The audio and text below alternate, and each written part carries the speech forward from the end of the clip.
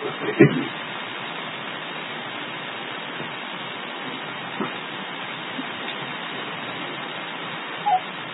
আলাইকুম ওয়া রাহমাতুল্লাহি ওয়া বারাকাতুহু। আলহামদুলিল্লাহি রাব্বিল আলামিন ওয়াল আকিবাতু লিল মুত্তাকিন ওয়াস সালাতু ওয়াস সালামু আলা রাসূলিল কারীম, আম্মা বা'দ। উপস্থিত দ্বীনী ভাইরা, আল্লাহ রাব্বুল আলামিনের যাবতীয় প্রশংসা এবং প্রিয় নবী মুহাম্মদ মুস্তাফা সাল্লাল্লাহু আলাইহি ওয়াসাল্লামের প্রতি অনেক অনেক দরুদ এবং সালাম বর্ষিত হোক। আল্লাহুম্মা সাল্লি আলাইহি, আল্লাহুম্মা বারিক আলাইহি। আজকে আমরা যে বিষয়ে আলোচনা করার ইচ্ছা পোষণ করেছি, সেই বিষয়টির শিরোনাম হচ্ছে আহলে হাদিস কি কোন নতুন দল? এই বিষয়টির প্রয়োজন এ কারণে পড়েছে বা আলোচনা এ কারণেই করার ইচ্ছা করেছি যে কিছু মানুষ বা কিছু মতবাদ, কিছু দল এমনও আছে যারা আহলে হাদিসের নাম হয়তো নতুন শুনছে, কিংবা আহলে হাদিসের যে দাওয়াত পদ্ধতি, যে নিয়ম, তারা যেভাবে মানুষকে দাওয়াত দিয়ে থাকে কোরআন এবং সুন্নতের সরাসরি আমল করার জন্য, সেটা অনেক মাযহাবী মানুষকে, কিংবা বলা যেতে পারে যারা অন্ধ তাকলিদ, গোড়া বিশ্বাসে বা নীতিতে বিশ্বাসী, এরকম লোকদের অসুবিধা হচ্ছে। বিশেষ করে এই যুগে যখন মিডিয়া মানুষকে এখন কোন দেশের মধ্যে সীমিত রাখেনি, বরং কোন মানুষ যদি চায় যে তার বক্তব্য, তার মন্তব্য মানুষকে বলবে বা শোনাবে, তাহলে সে মিডিয়ার মাধ্যমে পৃথিবীর সব জায়গায় তার মতবাদ, তার চিন্তাধারা সে প্রকাশ করতে পারছে। ঠিক এমনই হয়েছে। এক যুগ ছিল যখন আহলে হাদিসরা তাদের নিজের মন্তব্য এবং বক্তব্য নিজের লোকদের কাছেই বলতো, অন্যের কাছে বলতে গেলে মানুষেরা তাদের উপর ক্ষেপে যেত বা তাদের সঙ্গে লড়াই শুরু করে দিত, কিংবা করতে দিত না। এই জিনিসটি এখন নেই, বিশেষ করে এই গণমাধ্যমগুলির কারণে। মানুষ যে যেখানে আলোচনা করছে না কেন, সেটা ভালোই হোক আর মন্দই হোক, সেই জিনিসটা সবারই কাছে সরাসরি চলে যাচ্ছে। এরকমই যখন এই জিনিস আহলে হাদিসদের দাওয়াত চারদিকে এখন পৌঁছাচ্ছে, সেই সময় অনেকের সমস্যা হচ্ছে। যেই সমস্যা সমাধান তারা খুঁজে না পেয়ে আহলে হাদিসদের বিরুদ্ধে অনেক রকম মন্তব্য করছে এবং কিছু অপবাদও দিচ্ছে। সেই সমস্ত অপবাদের মধ্যে একটি বড় অপবাদ হলো, বিশেষ করে উপমহাদেশের হানাফি মাযহাবের লোকেরা এই অপবাদটি দিয়ে থাকে যে আহলে হাদিস ইংরেজদের যুগে তৈরি হয়েছে, বা আহলে হাদিস দলটি ইংরেজরা তৈরি করেছে, ব্রিটিশের যুগে তৈরি হয়েছে। এখন আমাদের জানা উচিত, সেই ভাইদেরকেও জানা উচিত আর আমাদেরকেও জানা উচিত যে আসলেই কি এরকম কোনো কিছু আছে না নেই। তবে এটাও সত্য যে যারা এই কথা বলেছে তারা কোনোদিন এর ব্যাখ্যা দেয়নি যে ইংরেজদের যুগে কোন ক্যাপ্টেনের তত্ত্বাবধানে, কোন ক্যাপ্টেনের দেখাশোনায় এই দল তৈরি হলো, কোথায় তৈরি হলো আর কোন মজলিসে তৈরি হলো, এর ব্যাখ্যা নেই। কিন্তু একটা অপবাদ মাত্র। আমরা আজকের আলোচনায় যে বিষয়টি প্রকাশ করার এবং বলার ইচ্ছা করছি সেটি হলো এই যে আহলে হাদিস কোনো নতুন দল নয়, কিংবা ইংরেজদের যুগে, ব্রিটিশের যুগে আবিষ্কৃত কোনো দল নয়। এর সপক্ষে কিছু দলিল তাদেরই বই পুস্তক থেকে এবং কিছু অথেন্টিক বই পুস্তক থেকে আজকে উপস্থাপন করার চেষ্টা করা হবে ইনশাআল্লাহ। এক নম্বর, এই নামটি অর্থাৎ আহলুল হাদিস বা আহলে হাদিস, এই নামটি স্বয়ং সাহাবাদের যুগে, তাবেঈনদের যুগে ক্লিয়ার ভাবে একটি পরিচিত দল বা পরিচিত শব্দ ছিল। এ সম্পর্কে প্রথম দলিলটি শরফ আসহাবিল হাদিস, একটি বইয়ের নাম, যে বইটির লেখক হচ্ছেন খতিব বাগদাদি।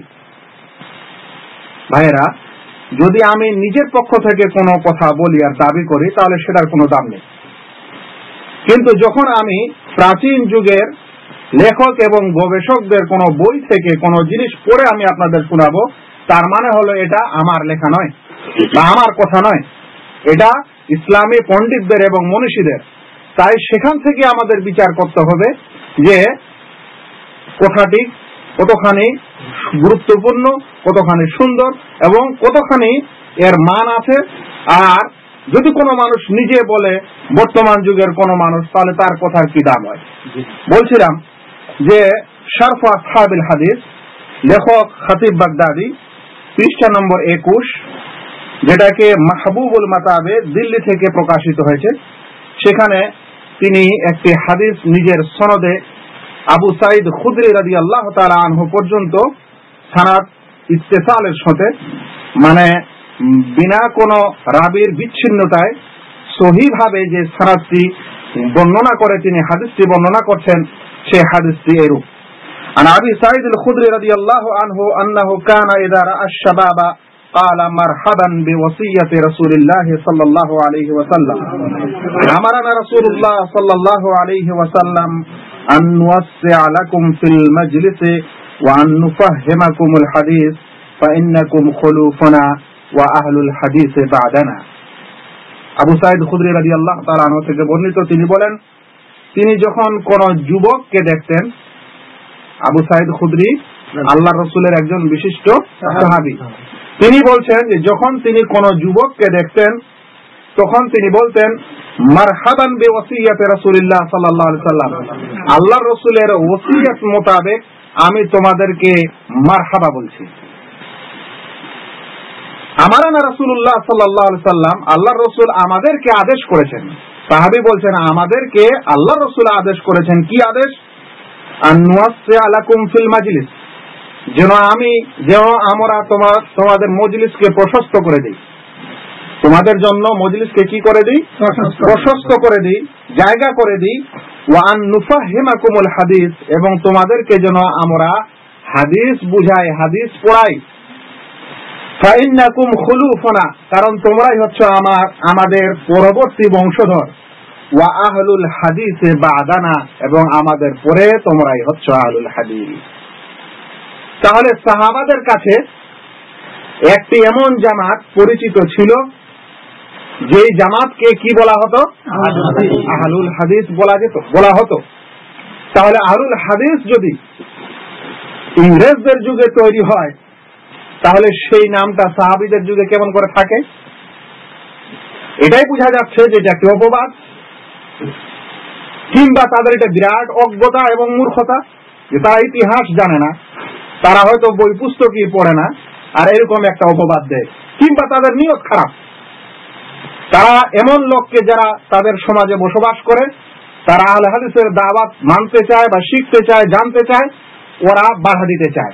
বাধা দেওয়ার সময় এরকম অপবাদ মানুষকে দিয়ে থাকে। মোট কথা হলো এই যে এখানে স্পষ্ট যে সাহাবী বলছেন, তোমরাই আমাদের পরের বংশধর এবং আহলুল হাদিস।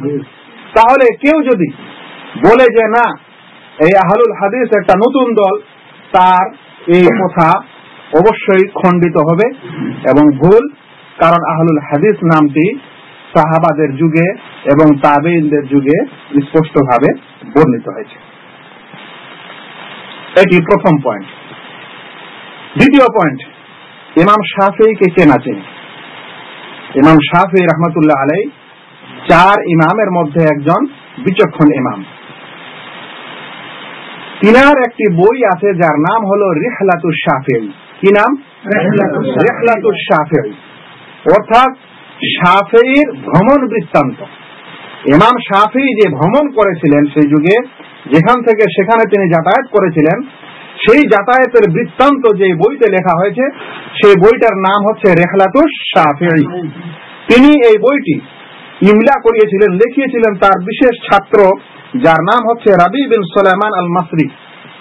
রাবি বিন সুলাইমানকে তিনি যখন এটা লেখান, সেই বইয়ে তিনি আলোচনা করার সময় বলছেন, ইয়ালকানির রিজাল ওয়া আসহাবুল হাদিস। তিনি ভ্রমণের সময় বলছেন যে আমার সাথে লোকদের সাক্ষাৎ হতে থাকে, আমার সাথে লোকদের কি হয়, সাক্ষাৎ হয়। ওয়া আসহাবুল হাদিস, এবং আসহাবুল হাদিসদেরও সাক্ষাৎ হয়। লোকদের সাক্ষাৎ হয়, আর কার সাক্ষাৎ হয়? আসহাবুল হাদিস। আহলুল হাদিসের যেই মানে, সেই মানেটাই হচ্ছে আসহাবুল হাদিস। হাদিস ওয়ালা বা হাদিসের ধারক, কোরআন সুন্নতের ধারককে আহলুল হাদিস বলা হয়, সেটাকে আসহাবুল হাদিস বলা হয়। ইমাম শাফিঈ বলছেন, আমার সাথে সাক্ষাৎ হয় লোকদের, এবং তার সাথে সাথে আসহাবুল হাদিসদেরও সাক্ষাৎ হয়, যার মধ্যে ইমাম আহমদ বিন হাম্বল ছিলেন, সুফিয়ান বিন ওয়াইনা ছিলেন, ওয়া আউজাই ছিলেন। পৃষ্ঠা নম্বর 14। তিনি তিনজন আসহাবুল হাদিসের নাম নিচ্ছেন।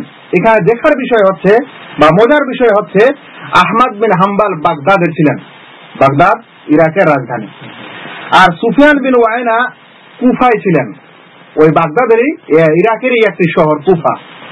আর আউজাই তিনি শাম অর্থাৎ সিরিয়া প্রদেশে ছিলেন। তাহলে সেই যুগে ইমাম শাফিঈর সেই যুগটা তাবা তাবেইনের যুগ বা তারপরের যুগ। সেই যুগে আহলুল হাদিস ছিল, এবং আহলুল হাদিসের দল ছিল, মত ছিল, তাদের নিজস্ব আদর্শ ছিল। আর তাদের সঙ্গে কার সাক্ষাৎ হয়? ইমাম শাফিঈ রাহমাতুল্লাহ আলাইহির সাক্ষাৎ হয়। তাহলে এবার চিন্তা করুন যে এই অপবাদটি সহিহ না গলত।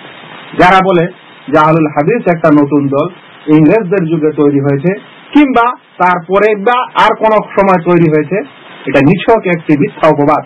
কারণ এই সমস্ত হাদিস এবং এই সমস্ত অথেন্টিক বইয়ে আহলুল হাদিসের নাম সেই প্রাচীন যুগ থেকে আছে।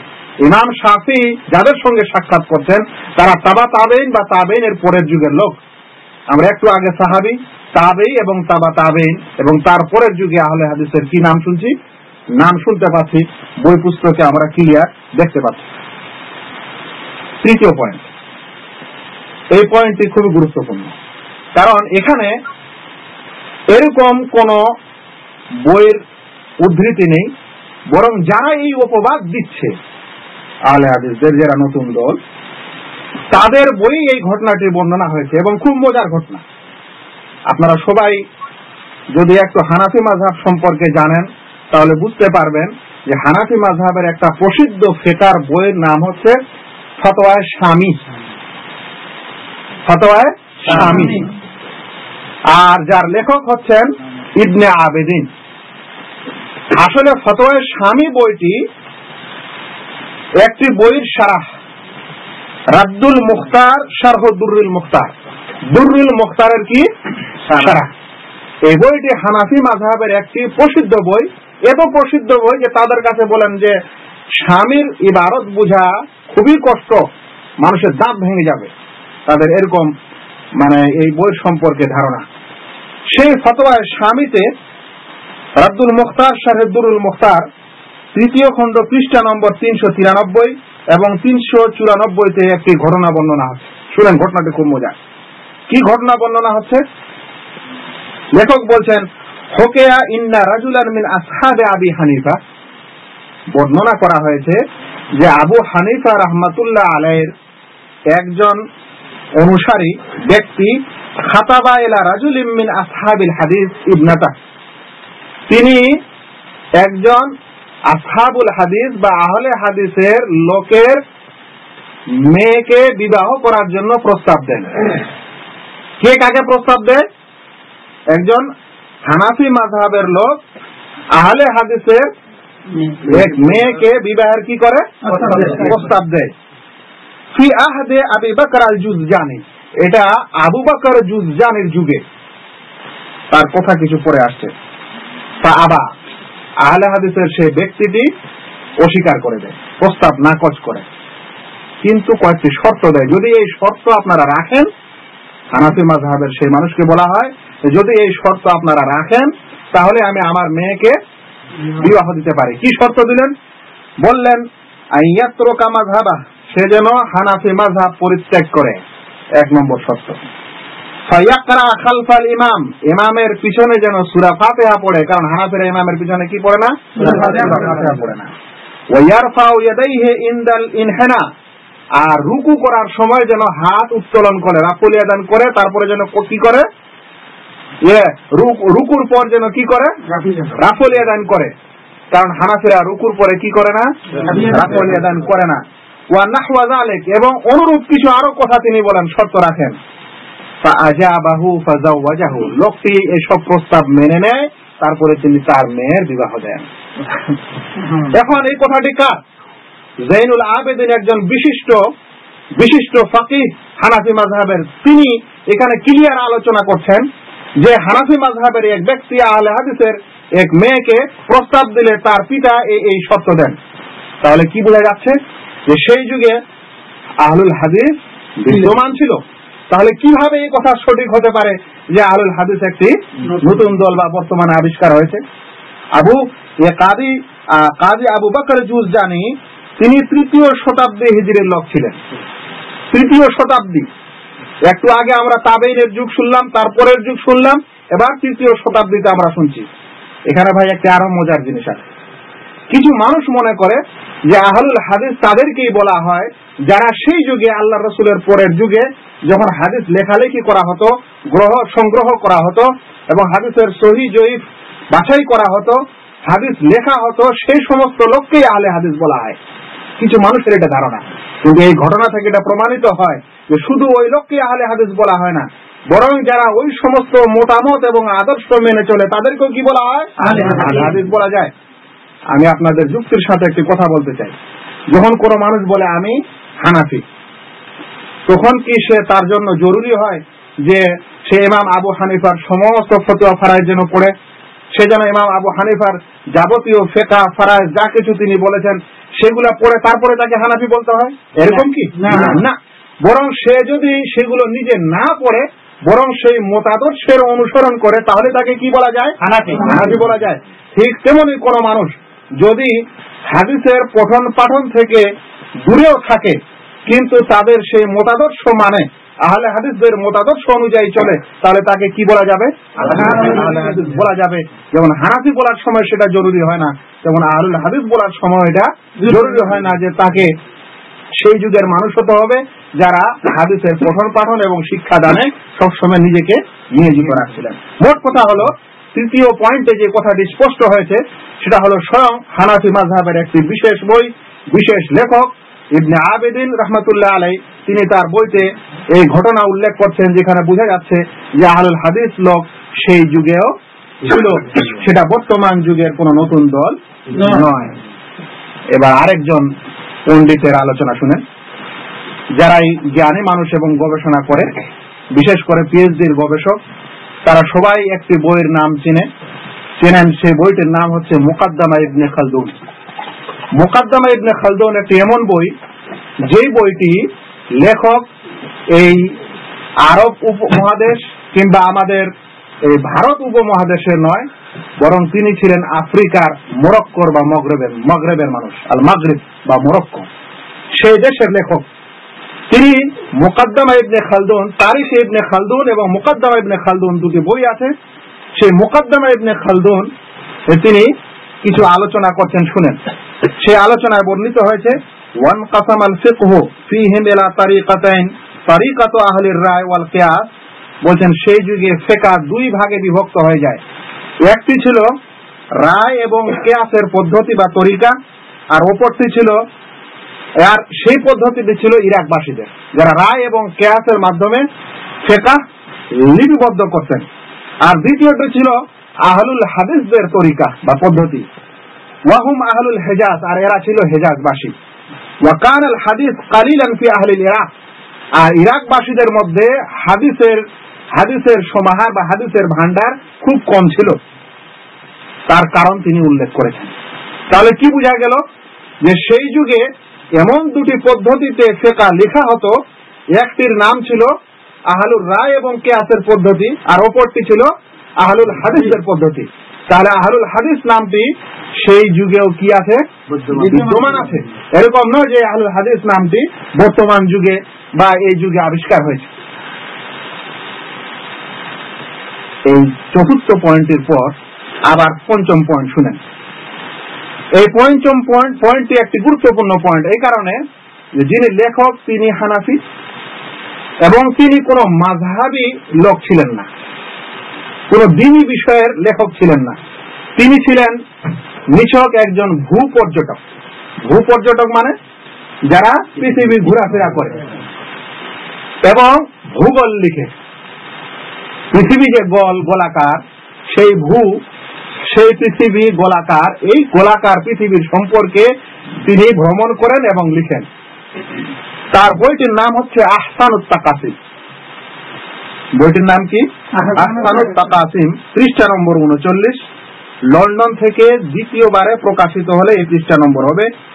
তিনি মুসলিম দেশগুলোর ভ্রমণ করেন, বিশেষ করে যে সমস্ত এরিয়ায়, যে সমস্ত দেশে মুসলিম বেশি বেশি ছিল সেখানে তিনি ভ্রমণ করেন। মুসলমানদের আর্থিক এবং সামাজিক তিনি বর্ণনা দিয়েছেন সেই বইতে। তার সাথে সাথে একটা শিরোনাম সবসময় রেখেছেন যে তাদের মাযহাব কি, সেই এরিয়ার সেই দেশের মুসলমানদের মাযহাব কি। তিনি এই ভূপর্যটন করতে করতে সিন্ধু প্রদেশে পৌঁছেন। সিন্ধু কোথায়? ইন্ডিয়া। সেটা সেই অবিভক্ত ইন্ডিয়া, বর্তমানে পাকিস্তানের একটি বিশেষ প্রদেশ। সেখানে যখন পৌঁছার পর তিনি তার বইতে যেই ধারণা এবং যেই লেখা লিখলেন, সেখানে লেখার সময় তিনি বলছেন যে সিন্ধু প্রদেশের অধিবাসীদের সম্পর্কে, মাযহাবের সম্পর্কে ব্যাখ্যা দিতে গিয়ে বলছেন আকসারুহুম আসহাবু হাদিস। সেখানকার অধিকাংশরাই আসহাবে হাদিস ছিল। সিন্ধু প্রদেশের অধিকাংশ লোকেরা কি ছিলেন? আহলে হাদিস ছিলেন, আসহাবে হাদিস ছিলেন। তিনি কিন্তু কোন আহলে হাদিসের মানুষ ছিলেন না, লেখক। কিন্তু তিনি সত্য যখন বর্ণনা দিচ্ছেন তখন বোঝা যাচ্ছে যে ক্লিয়ার একটি এমন দল, একটি এমন চিন্তাধারার দল যারা সেই সময় কি ছিল? মজুদ ছিল, উপস্থিত ছিল, যাদের নাম ছিল আহলুল হাদিস। তাই ওই সমস্ত লোকেরা অপব্যাখ্যা দেয় যারা বলে যে না, আহলুল হাদিস একটি নতুন দল। পঞ্চম পয়েন্টের পর একটি ষষ্ঠ পয়েন্ট আমি অবশ্যই আলোচনা করব, পরে আলোচনা শেষ করব। ষষ্ঠ পয়েন্টটি একটি আরো মজার বিষয়। ষষ্ঠ পয়েন্ট, তিনি একজন এমন লেখক, এমন গবেষক, এমন লোক যাকে পৃথিবীর অধিকাংশই সুফি লোকেরা চিনে। তাছাড়া অধিকাংশ ওলামা তাকে চিনেন, যার নাম হলো বড় পীর আব্দুল কাদের জিলানী। বড় পীর আব্দুল কাদের জিলানী রাহমাতুল্লাহ আলাইহি, তাকে পৃথিবীতে বিশেষ করে যারা সুফি মতবাদে বিশ্বাসী তাদের ছোট বড় সবাই চেনেন। কিন্তু যারা পণ্ডিত মানুষ তারা অবশ্যই তার নাম জানেন। তার একটি বই আছে যার নাম হলো গুনিয়াতুত তালেবিন। কি নাম? গুনিয়াতুত তালেবিন।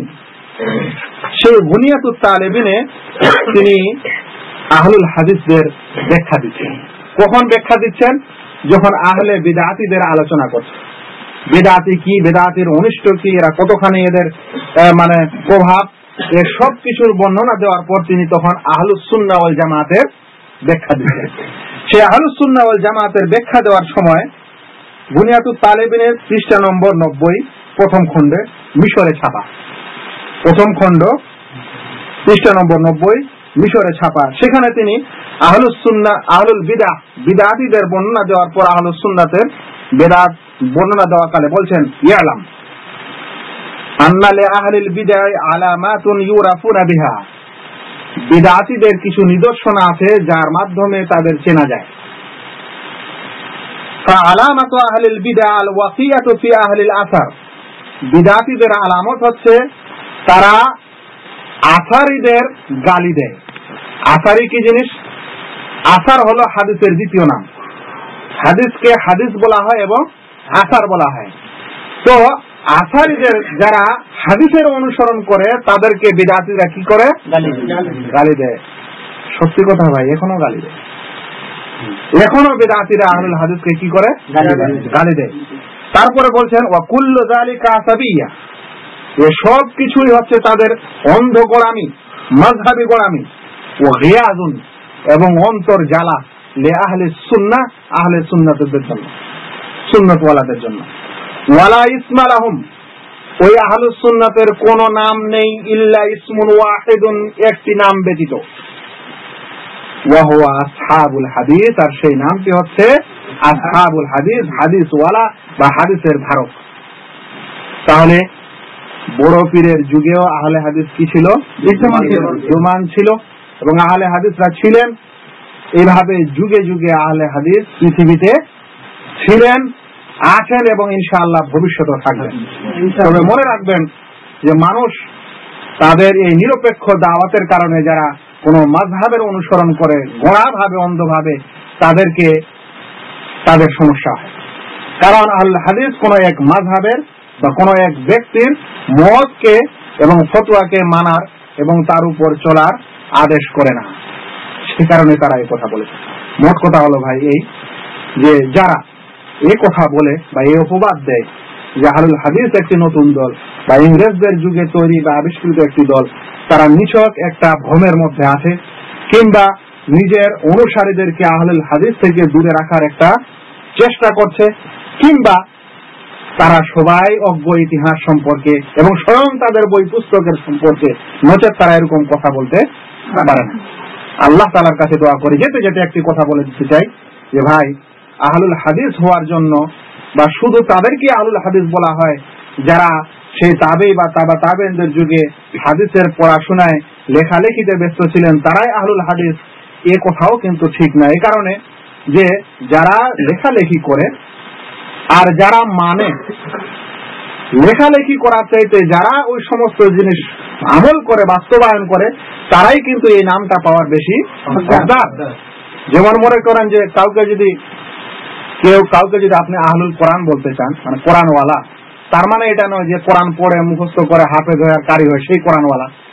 কেন? যে মানুষ কোরআনের উপর আমল করে, যদিও সে হাফেজ না হয়, অল্প কিছু জানে, সেটা মানে বুঝে পড়ে এবং কোরআন অনুযায়ী চলার জীবন যাপন করার চেষ্টা করে, তাহলে তাকে কি আহলে কোরআন বলা যাবে না?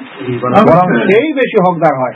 সে কারণে এই কথা বলা ঠিক নয় যে যারা মনে করে যে না শুধু আহলে হাদিস তারাই যারা হাদিসের লেখালেখি করেছিলেন সেই 3য় শত হিজরিতে বা 2য় শত হিজরিতে।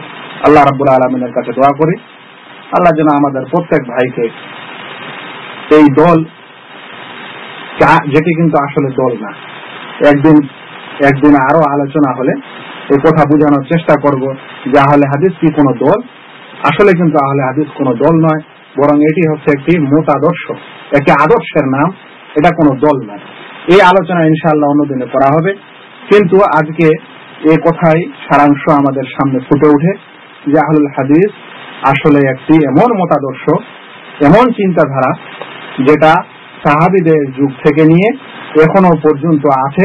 পার্থক্য শুধু এতখানি হয়েছে যে হয়তো সেই যুগে সাংগঠনিক রূপ ছিল না, একত্রিত হয়ে কাজ করার একটা প্ল্যাটফর্ম ছিল না, বা তার প্রয়োজনীয়তা ছিল না, কিন্তু আজ তার প্রয়োজনীয়তা হয়েছে বলে একটা প্ল্যাটফর্ম হয়েছে, একটা সংগঠন হয়েছে, বা একটা সংগঠনের রূপ আছে। এতখানি পার্থক্য, নচেত আহলে হাদিস তখনও ছিল আর এখনো আছে, ইনশাআল্লাহ ভবিষ্যতে থাকবে। এই আহলে হাদিসের ফজিলত কি আর এই দল কি দল নয়, ইনশাআল্লাহ আমরা আগামী আলোচনায় সেটা বুঝার এবং শোনার চেষ্টা করবো ইনশাআল্লাহ। ওমা আলাইনা ইল্লাল বালাগ। আসসালামু আলাইকুম ওয়া রাহমাতুল্লাহ।